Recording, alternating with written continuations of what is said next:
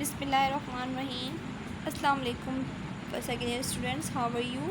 Hope you all are fine by the grace of Allah subhanahu wa ta'ala. Student, as you know that we are studying chapter number 3 and that's a decision construct. हमने last lesson में lecture में हमने study किया था कि simple if की statement कैसे use होती है और आज हम पढ़ेंगे कि इफ़ एल्स की कंडीशन किस तरह से एग्जीक्यूट होती है। तो स्टेटमेंट पढ़ने से पहले आप लोग इसकी आपका सेंटेक्स देख लीजिए कि आपके पास ये पहले हम सेंटेक्स देखने से पहले हम इसका पर्पस देख लेते हैं कि ये यूज़ क्यों होती है। The keyword else is use to specify two different choices with if statement, यानी कि जब हम सिंपल इफ़ होती है तो एक कंडीशन होती है आपके पास, लेकिन जब हम इफ़ एल्स की बात करते हैं तो हमारे पास दो चॉइसेस होती हैं, ठीक है। यानी कि हम दो अल्टरनेटेड हमारे पास पाथ होते हैं जिसमें दो अलग अलग एग्जीक्यूशन हमारे पास स्टेटमेंट्स की हो रही होती हैं। अब हम इसका सिंटेक्स देख लेते हैं कि पहले आ जाएगा इफ़ और फिर वो कंडीशन आएगी। अब यहाँ पर दो ब्लॉक्स बनेंगे, एक आपके पास ट्रू का बॉक्स होगा और एक आपके पास फॉल्स का होगा।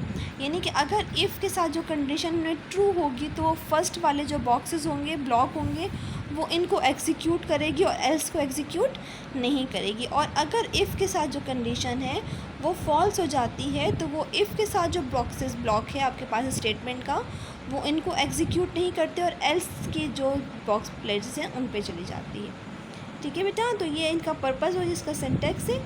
अब हम इसका फ़्लो चार्ट देख लेते हैं। देखिए फ़्लो चार्ट में आपके पास आ रहा है जो ये कंडीशन बॉक्स आपके पास नज़र आ रहा है, इसमें आपके पास इफ़ की कंडीशन होती है। अब जो इफ़ की कंडीशन है या तो वो ट्रू होगी या फिर वो फॉल्स होगी। ट्रू होने की फॉरवर्ड पे वो ये वाली स्टेटमेंट को एग्जीक्यूट करवाएगा और फॉल्स होने की सूरत में वो इन स्टेटमेंट्स को एग्जीक्यूट करवाएगा, ठीक है स्टूडेंट्स। अब हमारे पास एक प्रोग्राम है, यहाँ पर प्रोग्राम हमारे पास क्या है कि हमने स्क्वायर रूट मालूम करना है, ठीक है। तो हमने यहाँ पर दो वेरिएबल ले लिए, हमने डबल ले लिया और हमने स्क्वायर रूट ले लिया, ठीक है। अब जब हमारे पास नंबर हमने यहाँ पर प्रिंट करवा लिया नंबर से, ठीक है।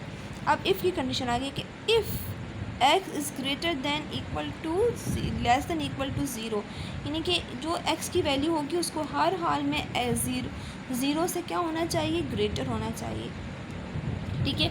अगर ज़ीरो से ग्रेटर नहीं होगा तो उसका हम स्क्वायर रूट मालूम कर सकते हैं, वरना स्क्वायर रूट फाइंड आउट नहीं कर सकते। अब देखो उन्होंने दो कंडीशन बना दी, अगर ये कंडीशन ट्रू होगी तो वो इसका स्क्वायर रूट मालूम कर देगा।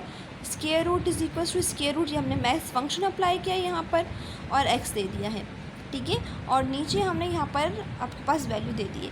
अब आप देख रहे हैं कि यहाँ पर मैंने डबल की वैल्यू दी। डबल की वैल्यू देने का मकसद क्या है, क्योंकि आपके पास जो एक्स आपके पास स्क्वायर रूट आएगा वो पॉइंट में भी हो सकता है, और ऑब्वियसली जो उस पॉइंट वाली वैल्यू का जो भी हम स्क्वायर रूट मालूम करेंगे वो भी क्या होगा आपके पास, वो भी आपके पास डबल में ही आएगा, यानी कि डेसिमल प्लेसेस में आपके पास आएगा, ठीक है बेटा।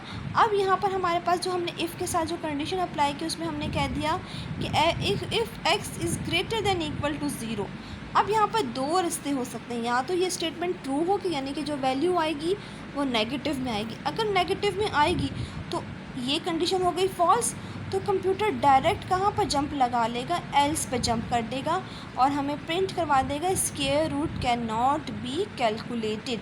और अगर हमारे पास ये ऑप्शन यह कंडीशन हमारे पास ट्रू हो जाती है तो वो इसका मैथ्स फंक्शन यानी कि SQRT आपके पास जो है उस SQRT की मदद से आपको क्या कर देगा, उस नंबर का जो हमने नंबर इनपुट किया वो होगा x। देखिए यहाँ पर आपके पास SQRT x, यानी कि वो स्क्वायर रूट किसका मालूम करेगा, x का मालूम करेगा और उसका आपके पास स्क्वायर रूट मालूम करके उसका फाइंड आउट करके आपको आंसर को डिस्प्ले करवा देगा, ठीक है बेटा। तो ये आपके पास लॉन्ग क्वेश्चन है। इस लॉन्ग क्वेश्चन की सीक्वेंस आपके पास किस तरह रहेगी, बिल्कुल इफ़ वाली कंडीशन की तरह रहेगी कि पहले आपने यहाँ से इसका सिंटेक्स करना है, यहाँ तक इसका पर्पस आ जाएगा, फिर आप लोगों ने या तो जर्नल फॉर्म की आपने हेडिंग मार्क कर लें या फिर आप सिंटेक्स की हेडिंग मार्क कर लें, जो भी आप लोगों को मुनासिब लगता है, जो भी अच्छा लगता है आप उसकी हेडिंग मार्क कर लें और ये आपने इसके सिंटेक्स में इसके ये राइट करना है। उसके बाद नेक्स्ट स्टेप में आपने इसका फ़्लो चार्ट ड्रॉ करना है, बिल्कुल इसी तरह आपने इसका फ़्लो चार्ट की हेडिंग मार्क करके आप लोगों ने इसका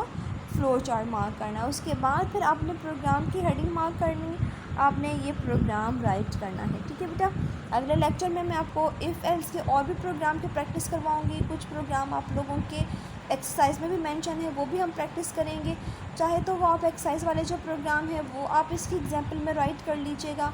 अगर आपको ये इजी लग रहा है प्रोग्राम तो आप ये वाला प्रोग्राम, क्योंकि ये वही प्रोग्राम है जो अपने इफ़ के प्रोग्राम, याद होगा आपने जो इफ़ का प्रोग्राम था उसमें हमने एल्स की कंडीशन के बगैर हमने इतना प्रोग्राम बनाया था।